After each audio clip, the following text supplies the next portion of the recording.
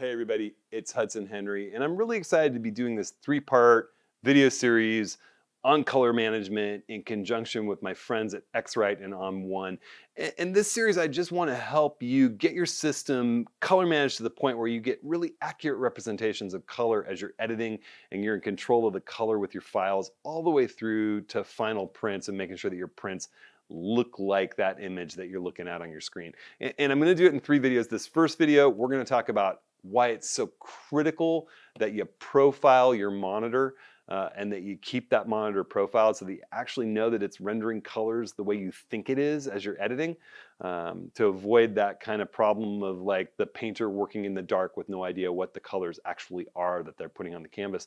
Second video, and we'll show you how to manage all that in On1 Photo Raw 2020. Second video, I'm going to show you how to create your own specific profiles using this color checker for a specific shoot to get your color managed perfectly, get it accurate from what you were out shooting. If say it's a lit model shoot, a controlled lighting situation, we can build a profile using this cool little lightweight tool to just accurately profile that scene in that camera and then apply it in Photo Raw 2020 so that all the images from the shoot are perfectly color managed. I'll also show you how to use this in conjunction with Photo Raw 2020 to really quickly and easily nail white balance. And then in the third video, we're going to delve a little bit deeper. We're going to talk about how to build custom profiles for custom papers with your printer. And we're going to use a bigger, more substantial hardware package to do that. It's going to be a lot of fun. I can't wait to delve in and show you how easy it is to accomplish. So let's just push that off to the third video and jump in and profile our monitor, and I'll talk about why it's so important. All right, before we go through and I show you how I calibrate my monitor, I want to talk about why I think it's just so critical. I do a lot of photo education. I'm a coach in On1's Plus community of photographers. I teach workshops. I run a YouTube channel about doing better photography. And I look at a lot of people's images. I do a lot of daily critiques and workshops. I do monthly critiques in the On1 Plus community. And one of the things that I see really, really frequently are people's images that just don't quite look right because their monitor isn't calibrated. It's either they're editing on too bright a monitor. I think that's one of the most common problems. People turn their screen brightness all the way up and then edit. And on a color managed system, those images look really dark, and on a print, they look really dark, or their colors have drifted and they don't even know it because they're not calibrating and the colors look off like there's a color cast. It's just a really common problem, and it's very easily fixed without that much time, energy, money, to just keep your monitor calibrated. It's something I do every couple of weeks with my color critical monitor here. I have an NEC monitor that I use to soft proof images before printing and to just do all my major editing on. And I calibrate that thing every couple of weeks or before a major print job or a bunch of client work. And I use X-Rite's i1 Display Pro Plus to do that. I'm going to just walk you through the process here. You know, I'll say first, I think there are some people that have found, you know, there are some online calibration tools where you look at a target on a website and you can tell. I think you can get an idea of tonality. I've got an example here on Photo Friday's website where you can kind of get an idea whether your tones are right, whether the brightness is right, the contrast is right. But the human eye corrects for differences in color so much that I don't think there's any way to do a kind of by eye color calibration. And I just think you're going to get way better results using a piece of hardware like the i1 Display Pro Plus. So I'm going to show you how I use mine. I've got this little guy sitting right here. It's got a little weight on the back of its cord so that you can put it up over the screen. I'm going to go ahead and fire up my X-Rite i1 Profiler software. I'm going to reach around and put that little weight back on the back of the screen. And it has a little lens. There's a cover for it. You have to flip it around so the little lens is facing the screen. And you have to make sure that it's nice and flush on your screen. Sometimes, depending on how your monitor's set up, you might want to actually tilt your monitor a little bit to get it to sit in the right spot. We're going to go in here and we're going to choose that we want to do display profiling. And the reason why X-Rite's i1 Display Pro Plus is my chosen device is because it's really future-proofed. It can measure up to 2000 nits, which is going to make it the colorimeter of choice for measuring tomorrow's HDR, Super HD, ultra bright screens. Okay, so I have two displays, so I'm going to choose that it's this one, this PA302W. That's my big 30-inch monitor here.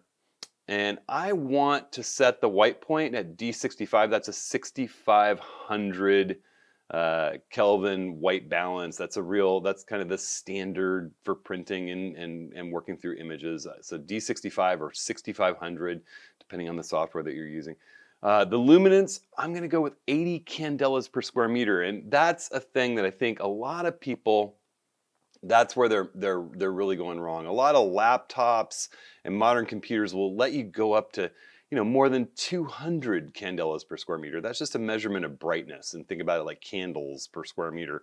But if you really want to work putting out things to print, that 80 candelas per square meter is a nice target for simulating how ink lays down on paper. And I know you wonder, well, if you're editing on such a dim monitor, aren't your images going to look too bright to the general public? Well, I would say go to my website, www.hudsonhenry.com. Have a look at the big full-res images that come up when you go to that front page. Those are all edited on this monitor at 80 candelas per square meter. And if they look too bright to you, well, that would be a surprise because nobody's ever said that to me. All right. So the tonal response curve, I just usually leave that set to standard. There, you can enter a custom. That's just sort of a tone response curve. Don't worry about it. Just leave it at the default. Gamma these days is 2.2. You used to set a different gamma for Mac versus PC. Now it's just sort of all gone to 2.2.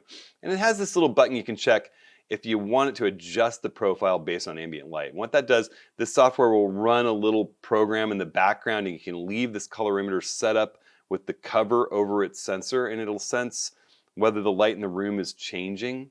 I'm working here in a studio where my light is really controlled, and I don't do that. My lighting's always the same. There's not any effect from sunlight. I have curtains when I'm working doing my editing. I'm in the same spot with the same lighting. So I don't check this. But if you are setting up to edit in a room where the light is constantly changing, this is a really good idea. You just leave it checked and run that thing all the time. So you're going to go ahead, you got those settings set, you go ahead, click next. It says it's recognized the I1 display and we're ready to roll. I go ahead and just click this little button right here. It says start measurement. And it's going to go ahead and tell me that it's ready to go. Hang the device at the center of the display, and it gives me a little picture of what that should look like. We've already done that. And I go ahead and click on next. You can tell it the manual controls you want to use or not. I can adjust contrast and brightness. And what it's going to do is it's actually going to ask me, it's going to look at the brightness, the white point, all those things, red, green, and blue. Contrast, it's going to say to me, okay, your measured what luminance is 76 candelas per square meter.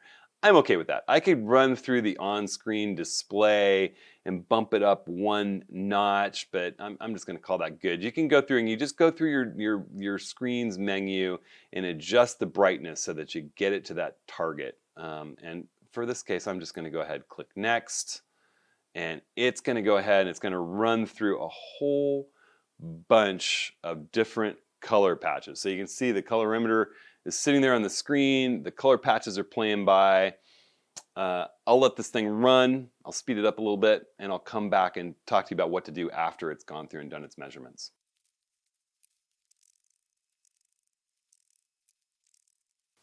All right, now it's popping up saying take it off the screen and flip the cover around to protect the lens. So I'll go ahead, pull the little magnet out from behind, flip it around, set it down on my desk, and it's telling you to do that in case you've set it so that you want to do ambient light measurement. We go ahead, we click next, and it's got its measurements done. You go ahead, click next, and you can save the profile and set a profile reminder. You're setting this profile to be distributed at system level. You could rename it. It's the name of the monitor and the date. That's what I generally leave, so I know exactly which monitor and what date it was done. And then I go ahead and I'll say 2 weeks. Monitoring mode, you could say that you want to have the ambient light monitoring. I leave it off. You could turn it on right here. It's that simple. and you click Save Profile. I'm not actually going to do that because I'm surrounded right now with studio lighting, and it's not my typical ambient lighting mode. Plus, I just calibrated this monitor. So I'm just kind of doing it as an example. But if I went ahead and I clicked Save Profile, it would set that recorded profile as your monitor's profile.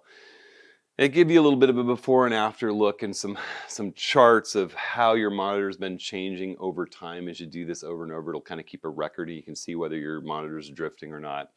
And it'll be set. And I think one of the things that's really key to remember here is I hear a lot of people that get a little bit confused. They're creating a profile for their monitor, and then they're working on images, and images have color spaces and profiles, and they say, well, do I need to find that monitor profile and set that somewhere in my software? No, this is an operating system move. So whether you're in Windows, whether you're in Mac OS, you're gonna just set this profile as this monitor's profile, and your operating system is gonna feed that profile in to On1 Photo Raw 2020. It's gonna feed it into Photoshop. Whatever you're working with, it's gonna feed it right in.